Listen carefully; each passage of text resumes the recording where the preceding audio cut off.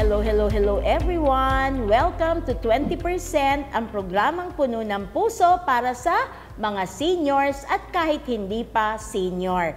At tulad ng ating ipinangako, magpapatuloy tayo sa kwentuhan kasama ni Miss Loida D. Garcia. Pwede ka mag-hello? Magandang hapon po. Ayan, sabayan tayo ng pag-inom. Let us praise the Lord. And give Him thanks. So talagang nagpupuri tayo sa Diyos kasi ang ganda-ganda na nga naging talakayan natin nung nakaraang Lunes. Kakaiba yung kwento no? Kasi ngayon ang uso lang yung mga bullying pero sa social media na yan nangyayari. Pero si Sister Loida, kinwento niya sa atin yung paano naging heavy duty para sa kanya yung burden ng pagiging malaki. Pero may mas malaki pa sa kanya. Yun ay ang suporta ng kanyang pamilya at ang tulong ng Diyos sa kanyang buhay. Kaya nga nagpapatuloy po tayo dito sa ating serye, Helping Hands and Hoping Hearts. At ngayon, Sister Loida, ang dami ko pang gustong itanong sa iyo, pero hihiramin ko muna yung kataga ni Saint Francis de Sales. Ayan. Do not look forward in fear to the changes in life. Rather, look to them with full hope that as they arise, God, whose very own you are, will lead you safely through all things. And when you cannot stand it, God will carry you in His arms. Mukhang totoong-totoo ito, no, Kaloy, sa iyong mga pinagdaanan sa buhay. At sabi ko nga, bakit in spite of the bullying here and there, naging matatag ka? Kasi nga, dun pa lamang sa value of God, no, na nakuha mo sa pundasyon ng iyong pamilya, kinaya mo talaga ang lahat ng challenges. So, nag-excel ka nun sa school. Ano ba yung pinangarap mo talaga sa buhay mo? Anong career ba talaga gusto mong pasukin?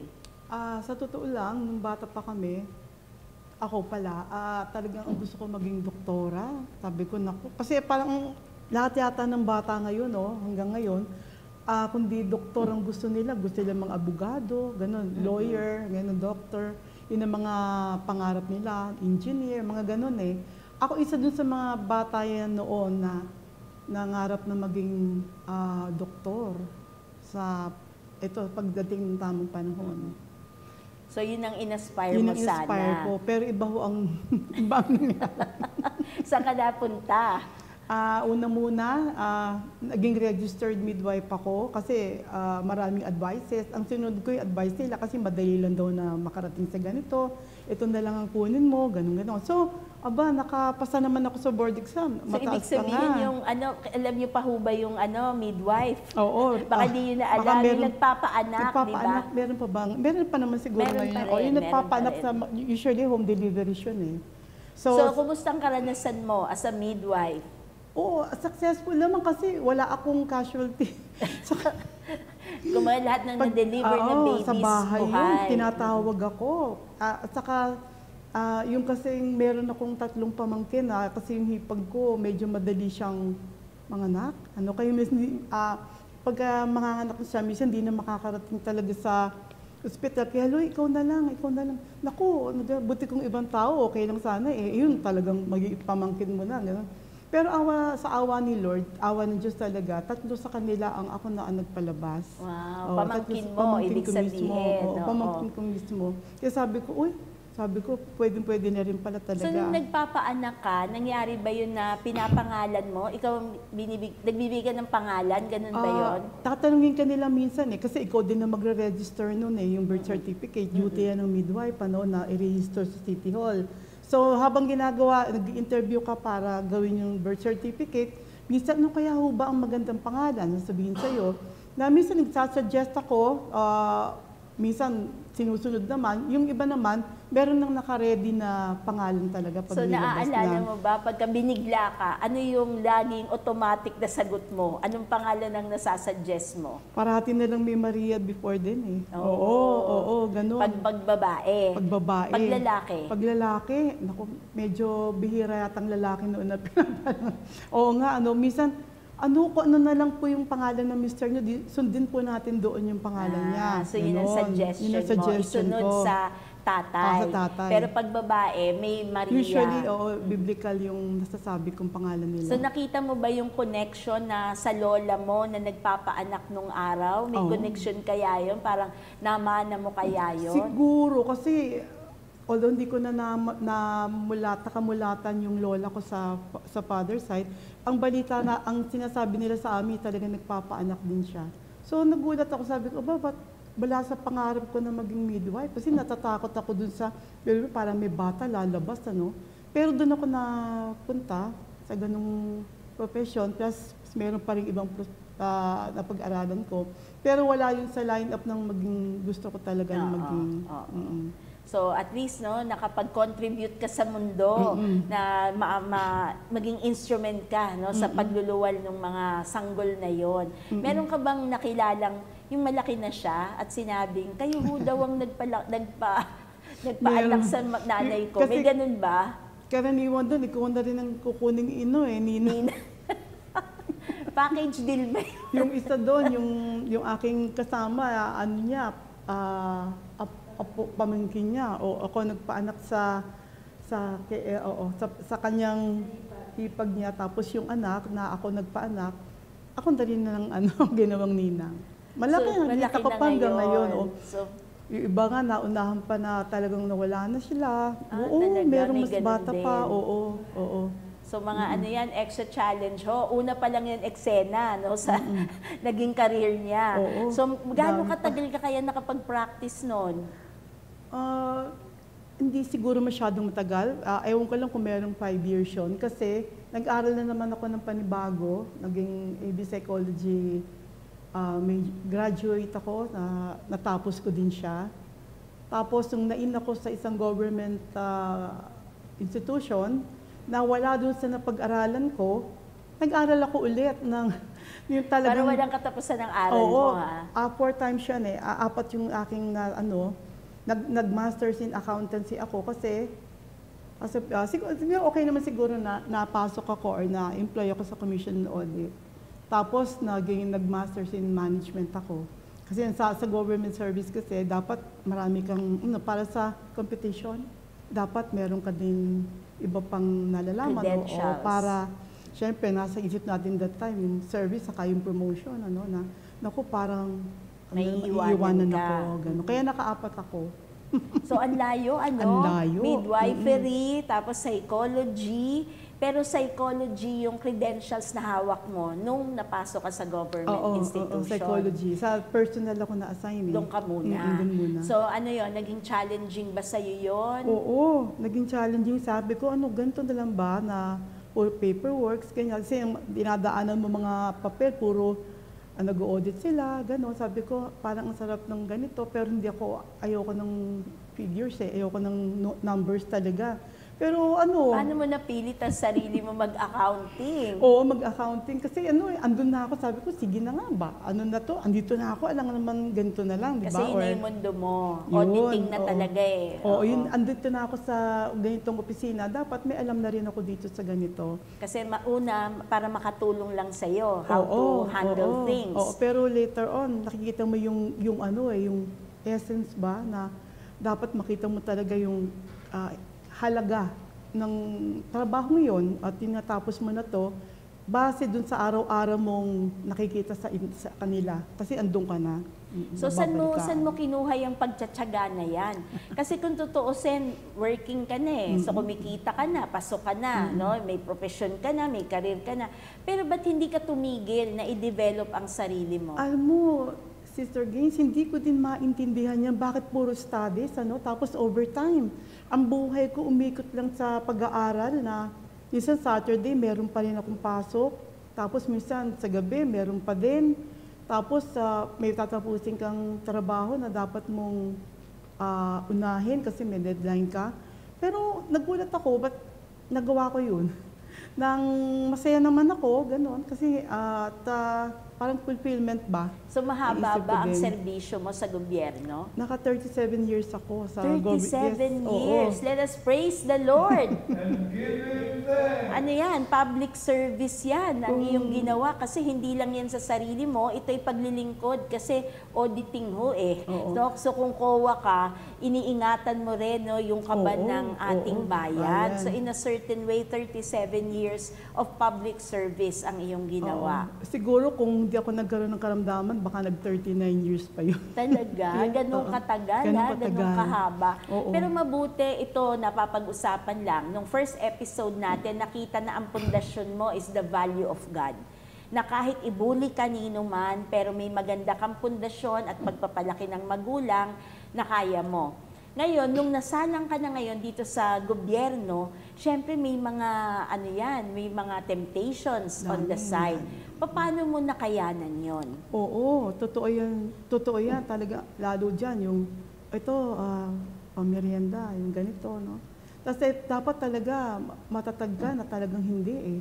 Na siguro kahit na salat ka o kulang ka, pagdating sa yung kalinisan ng kalooban at saka yung takot mo na gumawa ng masama, hindi mo siya gagawin. Ando pa rin yung values na huwag kang gagawa ng hindi tama.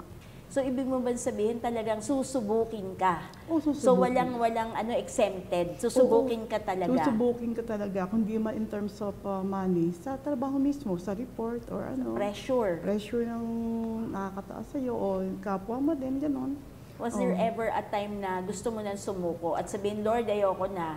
Uwian na, ayoko na. Madalas na Madalas nasasabi ko pala yun, hindi Oo, pala minsan. Oo. Sa tindi ng pressure talagang maiisip mo na ayoko na. Sabi ko, parang, kaso hindi pa kumpleto yung working years ko para magkaroon ako ng pension. Ganun yun na yung panlaban doon kasi ang tagal mo nag-work, kasi naman bigla ka mag-resign, sayang naman. Kaya, sige, tuloy lang. Pero gawin mo na lang siyang masaya at ang isipin mo talaga yung public service na para maikakabuti sa iba pa na tao. So, nag-age reveal ka na no? Nung first episode natin at sabi mo, 37 years ka sa serbisyo. So, para mong sinasabing more than half of your life, nasa serbisyo ka, sa trabaho talaga. Wala bang regrets?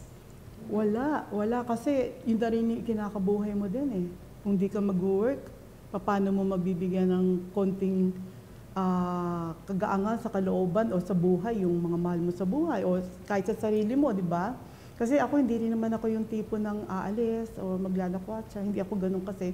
So nag-enjoy ako dun sa ganung sistema na trabaho, aral, bahay, church, gano'n. Pero itong pagsisigasig mo, nagsusumigasig ka no? Hindi lang naman para sa sarili mo. Pero meron bang time na hinanap mo rin yung affirmation?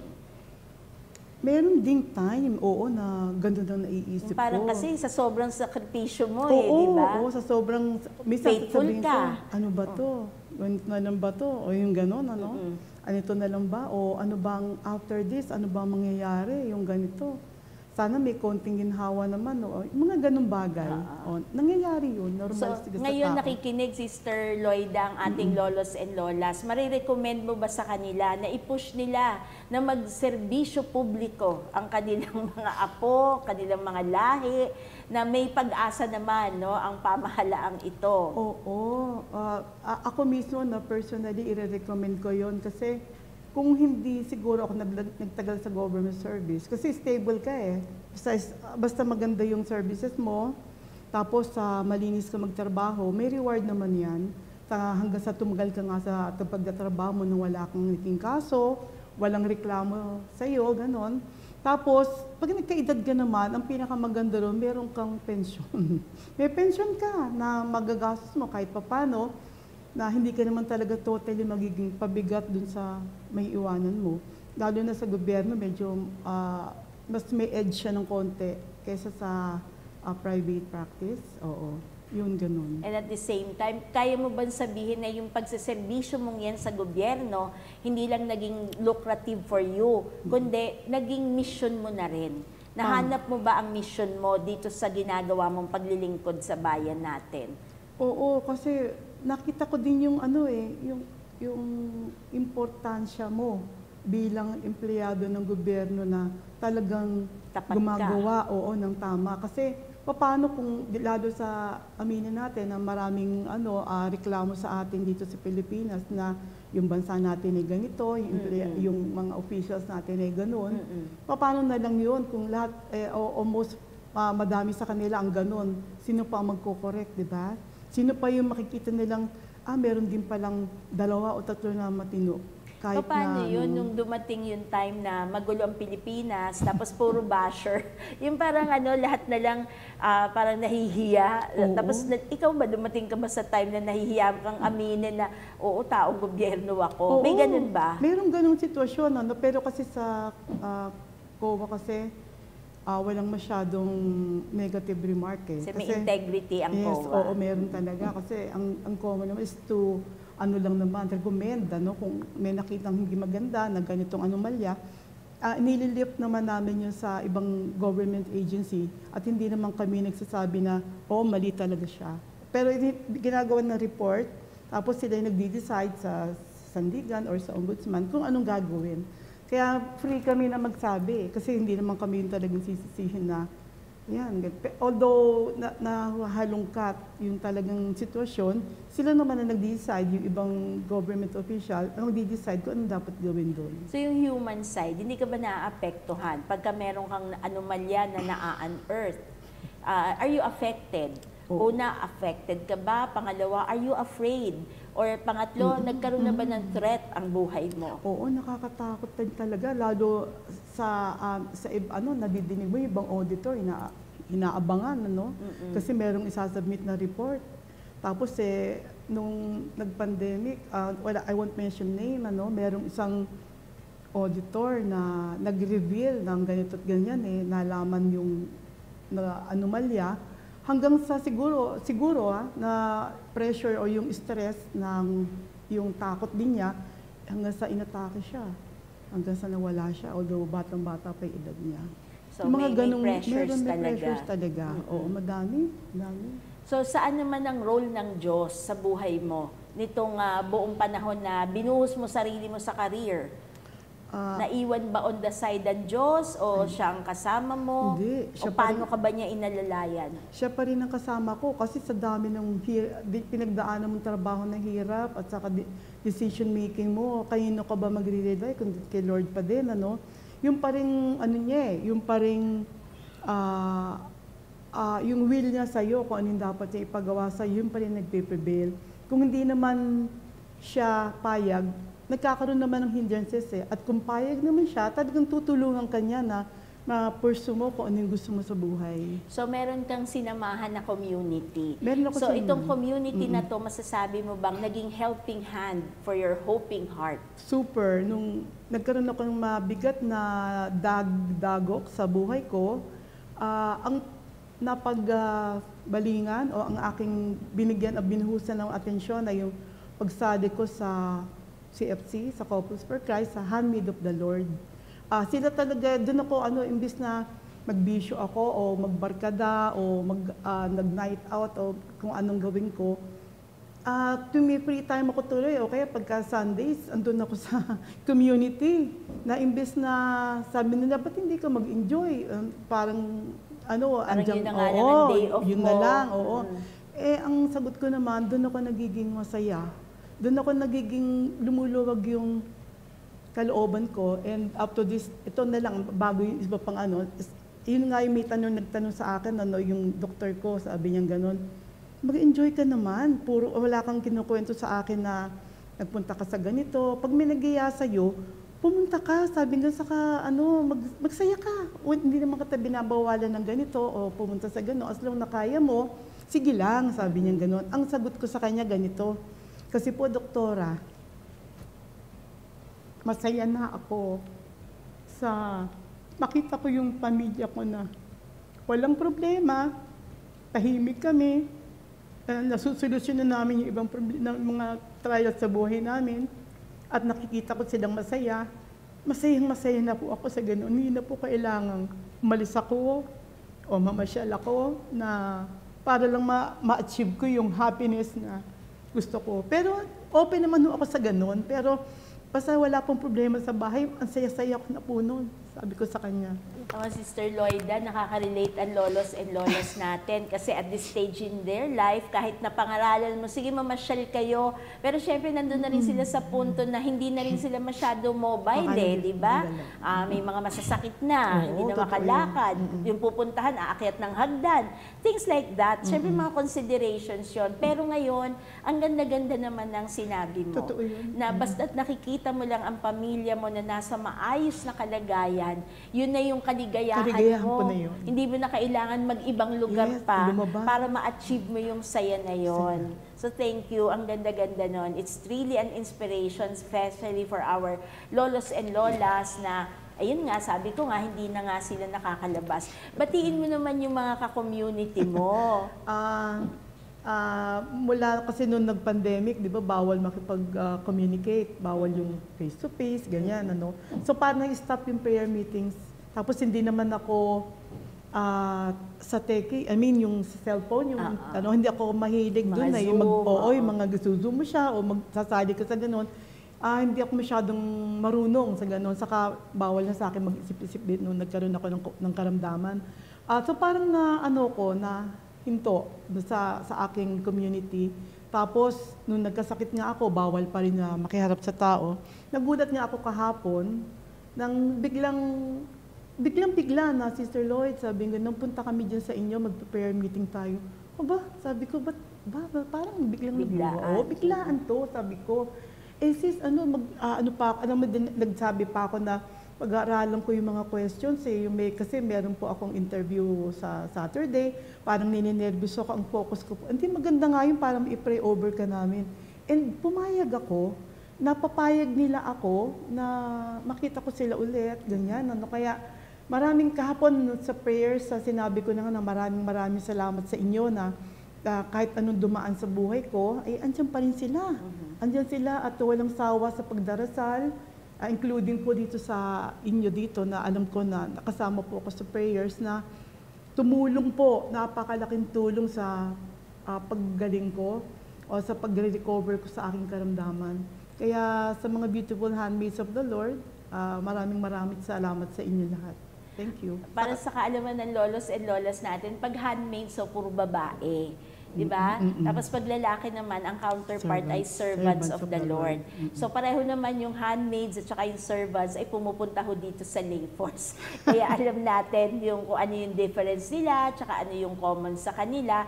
Pero Sister Lloyd, ako nakatulong sa'yo. Sabi nga, kung ang community na to ay helping hands and hoping hearts na nakatulong, anyayahan mo ang lolos and lolas na maging involved din sila sa hindi lang sa pasyal, hindi lang sa mga video, TikTok, di ba? And FB, kundi meron ding mga makabuluhang options. Tulad niya ng madalas sa sinasabi na, habang malakas ka pa. Di ba yun ang sinasabi? Mamasyal ka, punta mo yung mga lugar na hindi mo pa nararating, sabing gano'n. Pag mahina ka na, hindi mo na mapupuntahan niya. Although totoo naman yun, kung talagang dapat mo talagang gamitin yung right mo na mamasyal, Pero isang option po doon, kasi minsan mahilig tayo mamasyal, magsaya, ganon, which is okay naman. Pero meron din mga tao, sabi ko nga ay, kontento na sa pagiging tahimik lang at peace sa sarili niya, kasama ng kanya mga mahal sa buhay. Kaya yung ibang mga kaedad ko dyan or yung malalakas pa, or even yung mga hindi na siguro din na nataligang pambahay na lang, ba't hindi po tayo sumali o involve natin yung sarili natin sa nearest parish natin? Yung pinakamalapit na parokya, o pagkakaya natin, ba't hindi tayo sumali sa kanila? Hindi naman nila tayo pinipilit.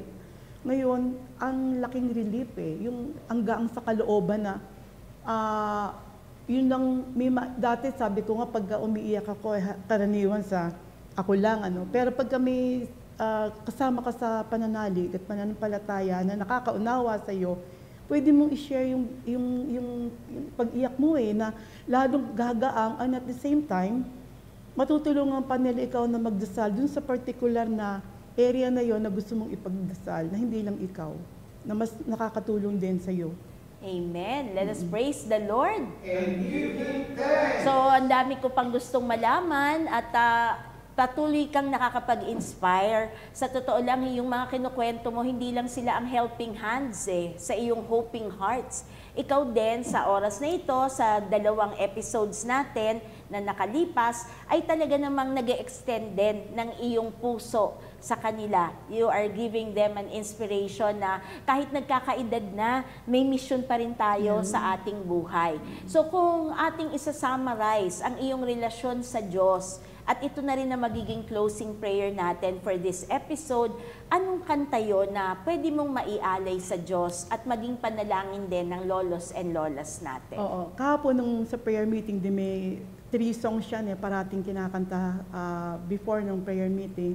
Sabi ko, ano kaya maganda kong kantahin mga sis? Sabi ko, yung parang walang tumutugma sa gusto ko, pero ang napili ko talagang pumapasok sa aking isipan at sa aking na senses na yung God will make a way. Pero yung part na ang pwede ko sigurong kantahin, pasensya na kayo kung medyo nasisintonado or what, siguro yun. Kasi angkop din siya sa buhay ko na talagang gagawa at gagawa ng paraan ng Panginoon para sa iyo, na pag dinala ka niya sa ganyang sitwasyon, talagang hindi ka niya iiwanan. Dituturuan ka niya talagang paano daanan nito. At in the long run, may isip mo na, kaya pala gano'n kasi ganito ang mangyayari.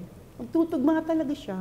So, Sister Loida, parang sinishare mo pa lang, hindi mo pa inaawit, pero parang napaka-intense ng mga pinagdaanan mo. Kaya aanyayahan ka namin uli sa susunod na Lunes at mabigyan mo kami ng linaw na gaano ba kadilim yung pinagdaanan mo na with conviction sinasabi mo, God will make a way.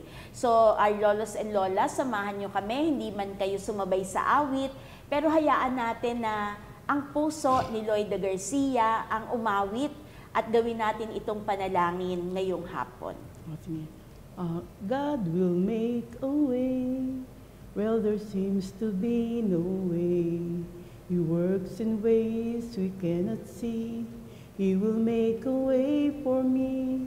He will be my guide. Hold me closely to His side. With love and strength for each new day, He will make a way. He will make a way. Amen.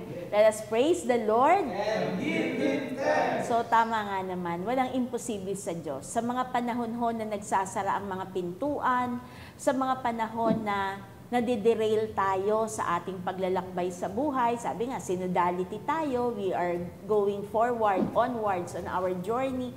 Pero minsan may mga barriers may mga blockade. Kahit si Waze, iikot ka, i-reroute ka talaga niya.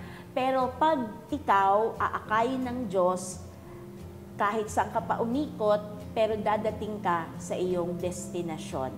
Kaya life is not a destination, but a journey. So maraming salamat, Sister Loida, at asahan kita sa susunod na Lunes at ganun din sa lolos and lolas natin. God will make a way. Maraming salamat. See you again next Monday. Yes. Bye!